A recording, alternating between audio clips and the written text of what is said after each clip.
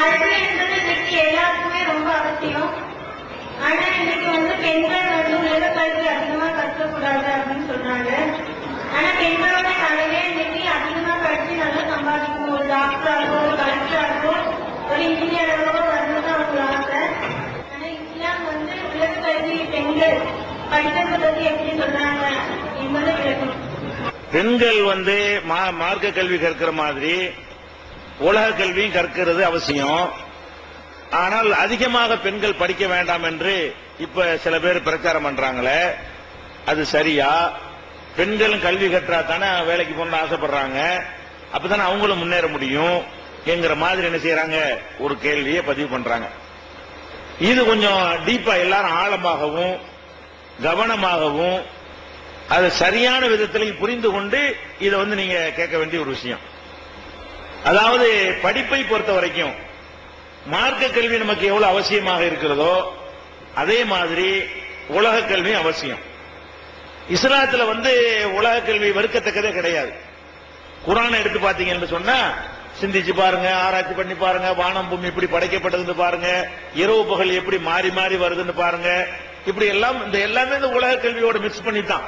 நம்ம தொழுகிறதா இருந்தா கூட அந்த கிப்லாவை நோக்குறதுன்னு ஒண்ணு இருக்குது. எப்படி நோக்குறது? அப்ப அந்த பூகோளத்தை ஒழுங்கா படிச்சா தான் கிப்லாவை நோக்க முடியும். அது மாதிரி சூரிய சந்திரனுடைய இயக்கத்தை தெரிஞ்சா தான் 5 வேளை தொழுகைக்கு நேரத்தை நிர்ணயிக்க முடியும். அப்ப எல்லாமே சயின்ஸோடவும் உலக இதோடவும் ஒரு இணைந்த ஒரு மார்க்கமாகத்தான் நம்ம மார்க்கம் இருக்கிறது. அப்ப அந்த மாதிரி இருக்கக்கூடிய நேரத்தில் உலக கல்வி கண்டிப்பா தேவை.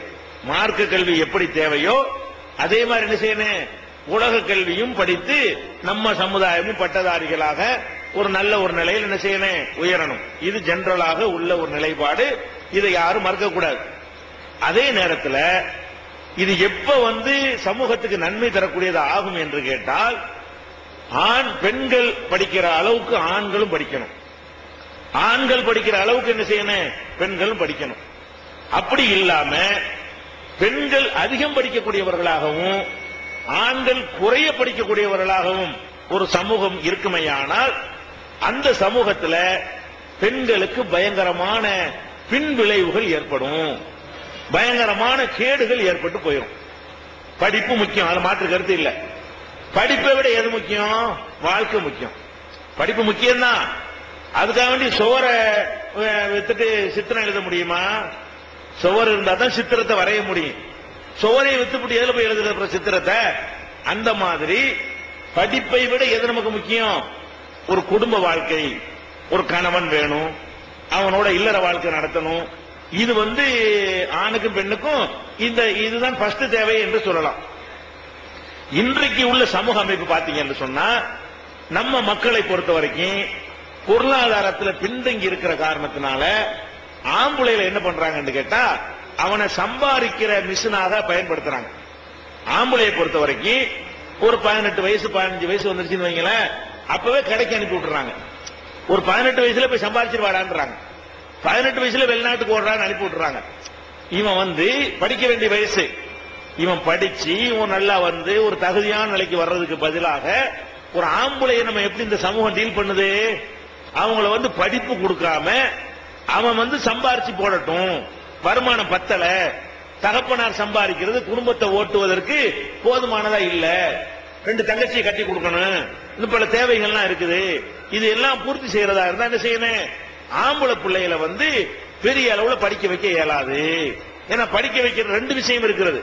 படிக்க வச்சோம்னு சொன்னா படிப்புக்கு செலவு ஒண்ணு தனியா, ரெண்டாவது இவன் சம்பாதிக்கும் போது ஒரு வருமானம் அது அடிபட்டு போயிருதுல. ஒரு கடையில போய் 2000 ரூபாய் 3000 ரூபாய் சம்பளம் வாங்கி அனுப்பினான்னு சொன்னா அந்த குடும்பத்துக்கு என்ன செய்யும்? தேவைகள் ஓரளவு பூர்த்தி ஆகும். அதனால இன்றைக்கு என்ன சமூகத்தில் நடக்குதுன்னு பாத்தீங்கன்னு சொன்னா, ஒரு 8ஆம் கிளாஸ் படிச்சுட்டானா, ஒரு 10ஆம் கிளாஸ் படிச்சுட்டானா, அதிகபட்சமா +2 படிச்சுட்டானா, அதோட நிறுத்து. ஆம்பளையில நிறுத்திடுறாங்க. +2க்கு அப்புறம் என்ன? ஒரு கடையில போய் சம்பளத்துக்கு போயிரு, இல்லைன்னா ஏதாவது ஒரு போய் நடபாதை வியாபாரத்தை பண்ணு, இல்லைன்னா வெளிநாட்டுக்கு பாஸ்போர்ட் எடுத்துட்டு என்ன செய்ய, விசா எடுத்துட்டு வெளிநாட்டுக்கு போ, இப்படின்னு சொல்லி நம்ம மக்கள் ஆண்களுக்கு படிப்பு கொடுக்க மாட்டேங்கிறாங்க. அதே நேரத்தில் என்ன பண்றாங்கன்னா, பொம்பளை பிள்ளை இருந்துச்சுன்னு வைங்க, பொம்பளை பிள்ளை என்ன செய்யறாங்க? இதை கடைக்கு வேலைக்கு அனுப்ப முடியுமா? கடைக்கு சம்பாரிச்சிட்டு வருமா? சேல்ஸ்மேன் அனுப்ப முடியுமா? வெளிநாட்டுக்கு விசா எடுத்து போய் சம்பாரிச்சிட்டு வாமான்னு அனுப்பிவிட முடியுமா? பொம்பளை பிள்ளைகளை சம்பாத்தியம் செய்வதற்காக அவங்கள பயன்படுத்த முடியாது. அப்ப என்ன பண்றாங்கன்னா, நீ வீட்டுல இருக்கிற போய் படிமா. எப்படி கதை? யாரு படிக்கணும்? ஃபர்ஸ்ட் ஆம்பளை ஃபர்ஸ்ட் படிக்கணும். அதை விட்டு என்ன செய்யறாங்கன்னா, நீ வீட்டுல சும்மா தானே இருக்கிற, நீ போய் படி, படிக்க வச்சு போடுறாங்க. இப்ப என்ன ஆகுது? என்ன சொல்ல போனா, அவன் சம்பாதிக்கிறான்ல, அவன் சம்பாத்தியத்தையும் பொம்பளை படிப்புக்கு செலவழிக்கிறாங்க. ஆம்பளை ஒரு பையனும் ஒரு பொண்ணு வீட்டுல இருந்தா பையனையும் படிக்க வை, அப்புறம் பொண்ணை படிக்க வை, அது நியாயம். ஆம்பளை போய் நீ போய் சம்பாரிச்சிட்டு வாடா, உன் தங்கச்சியை படிக்க வைடான்னு சொல்லி இவன் என்ன செய்யறான்? போய் சம்பாரிச்சிட்டு தங்கச்சியை படிக்க வச்சு போடுறான். இப்ப என்ன நிலைமையை நீங்க பாக்குறீங்க? நம்ம சமூகத்துல பட்டதாரிகள் எடுத்துக்கிட்டீங்கன்னா ஆண்கள் கம்மியா இருக்கிறாங்க, பொம்பளைங்க ஜாஸ்தியா இருக்கிறாங்க. ஆம்பளை கம்மியான பட்டதாரி இருக்கிறாங்க, பெண்கள் என்ன செய்யறாங்க? இது போக பொதுவா ஆம்பளை படிக்க மாட்டாங்க, அது ஒரு கணக்கு இருக்கு, அது ஒரு சின்ன சதவீதம்.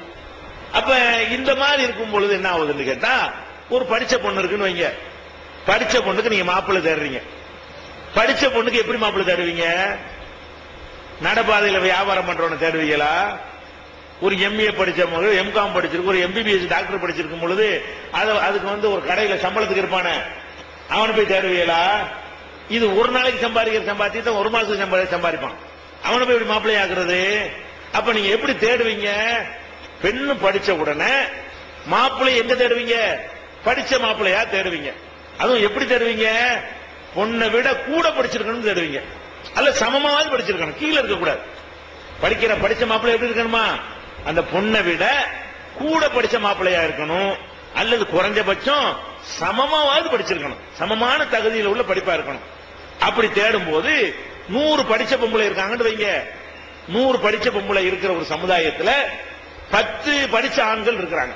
இதுதான் கணக்கு. முஸ்லிம் சமுதாயத்தில் 100 படிச்ச பொம்பளைங்க இருந்தார்களே, ஆனால் படிச்ச மாப்பிள்ளை எவ்வளவு பேர் தான்? 10 மாப்பிள்ளை தான் இருக்கிறான். அப்ப 100 பேர் 10 பேருக்கு போட்டி போட்டா 9 பேருக்கு 10 பேருக்கு தான் கிடைக்குது, 90 பேருக்கு மாப்பிள்ளை இல்ல. எந்த மாப்பிள்ளை இல்ல? படிச்ச மாப்பிள்ளை இல்ல. அப்ப என்ன செய்வாங்க? 20 வயசுல தேட ஆரம்பிப்பாங்களா? தேடுவாங்க, மிஷின்ல செய்யவா முடியும்? தேடுவாங்க 25 வயசு வரைக்கும் தேடிட்டு இருப்பாங்க, மாப்பிள்ளை கிடைக்காது. 25 வயசு வரைக்கும் கிடைக்காதா? அப்புறம் என்ன செய்வாங்க? கொஞ்சம் தளர்த்துவாங்க, இல்ல கொஞ்சம் படிச்சாலும் பரவாயில்ல, 5 வருஷம் எல்லா முயற்சி பண்ணிவிட்டு மார்க்கெட்ல மாப்பிள்ளை இல்ல அப்படின்னு என்ன செய்வாங்க?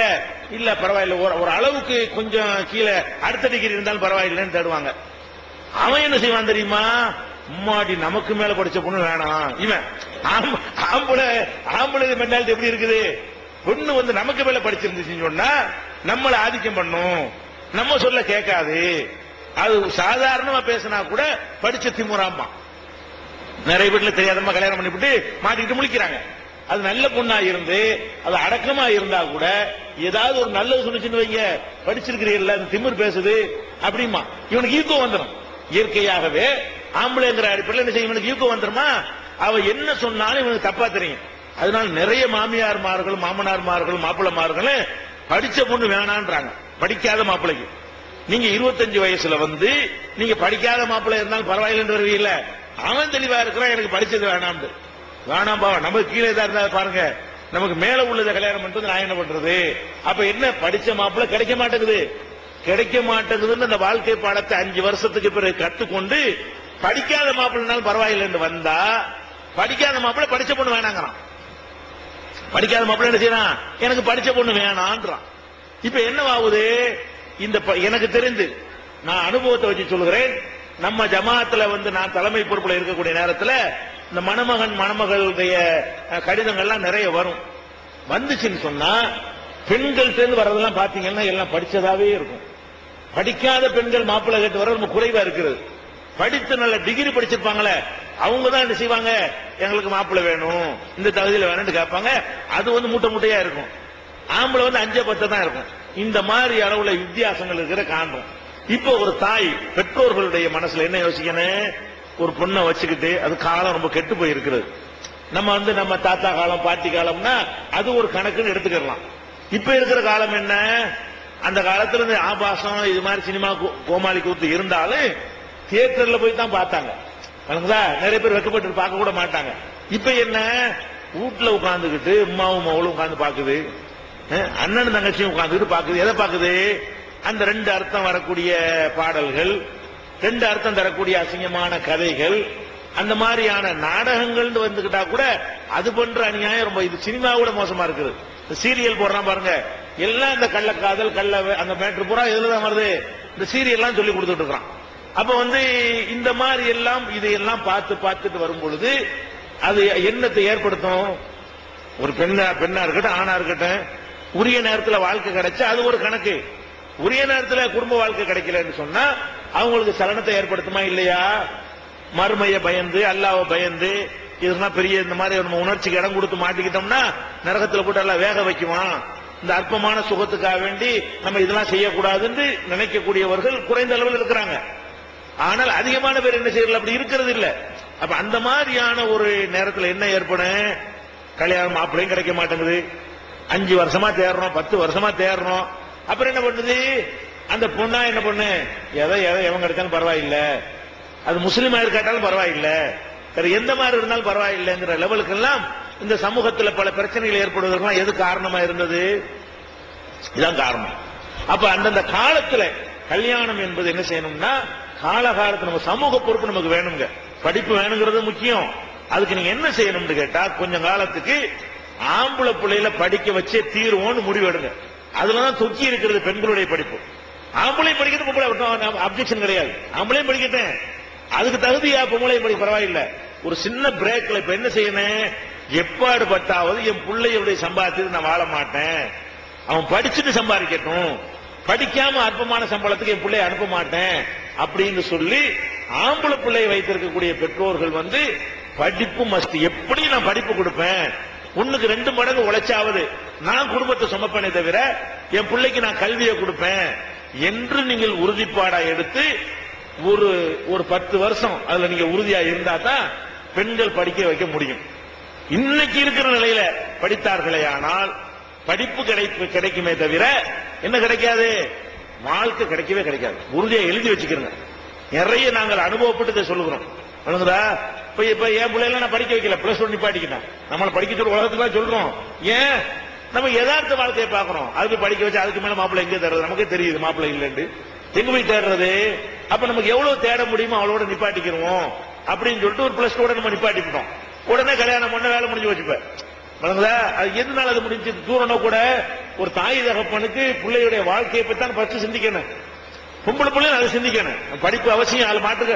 ஆனா ஒண்ணு செய்யுங்க, அறிவை வளர்க்கறதுக்கு தானே படிப்பு. வீட்டுல உட்கார்ந்து யாருக்கும் தெரியாம படிங்க, கரஸ்பாண்ட்ல போய் சொல்லாதீங்க. வெளியே போய் படிச்சு டிகிரி வாங்கினா தானே தெரியும். நீங்க 10ஆம் கிளாஸ் சொல்லிட்டே இருங்க, அறிவை வளர்த்துட்டு வேண்டா போங்க, வளர்க்குதா 8 டிகிரி வேணா வீட்டுல உட்காந்து படிங்க. காலேஜுக்கு போய் அப்படி படிச்சுக்கிட்டு வந்துட்டீங்கன்னு சொன்னா மாப்பிள்ளை கிடைக்காது. நல்லா தெரிஞ்சுக்கிறங்க. மாப்பிள்ளை என்ன செய்யாது? படிச்ச மாப்பிள்ளையும் கிடைக்காது, படிக்காத மாப்பிள்ளையும் கிடைக்காது. படிச்ச மாப்பிள்ளை வேணாங்கிறான், படிக்காத மாப்பிள்ளை படிச்ச பொண்ணு வேணாங்கிறான். படிச்ச மாப்பிள்ளை பஜார்ல இல்ல, மார்க்கெட்ல இல்ல, சந்தையில இல்ல. இப்ப என்ன பண்றது? இப்ப யதார்த்தமான உலக சமூகத்தை பார்த்து அதுக்கு தகுந்தவாறு நம்ம சமூகம் எப்படி இருக்கிறதோ அது மாதிரி தான். இது பிற்போக்குன்னு சில பேர் சொல்லுவாங்க. இது பிற்போக்கு இல்ல, இதான் முற்போக்கு. எது முற்போக்கு? நமக்கு எது முதல் இடம், எது 2வது இடம், எது கல்வி முதலிடம் தான். கல்வியோட சோறு முதலிடம் இல்லையா? வாழ்க்கை அதுக்கு அடுத்த இடம் இல்லையா? எது தர்த்தீப்னு வரிசைன்னு ஒண்ணு இருக்கா இல்லையா? அதனால நீங்க என்ன செய்யணும்? பெண்கள் இதை யோசிக்கிறங்க. படிக்க போற பெண்கள் படிக்க வைக்கிற பெற்றோர்கள் மாப்பிள்ளைக்கு ஏதாவது குடும்பத்தில் இல்ல படிச்ச மாப்பிள்ளை இருக்குது, பிரச்சனை இருக்காது, அதுக்கு தான் வேணாங்க, படிப்பு வேணான்னு இருக்கா நாங்க சொல்லல. நீங்க நாளை கண்ணீர் விட்டு வீட்டுல உட்கார்ந்துருந்தா எங்களையும் சேர்ந்து பாதிக்கிறது, சமூகத்தை பாதிக்கும். அதனால ஏற்படக்கூடிய சில கேடுபாடுகள் நடந்துருச்சுன்னு சொன்னா அனைவருக்கும் தலைக்குனிவு ஏற்படும். அப்ப சமுதாயத்தில் உள்ள பிரமுகர்கள்ங்கிற வகையில இதுல எல்லாரும் நம்ம கவலைப்பட்டு ஆகணும்.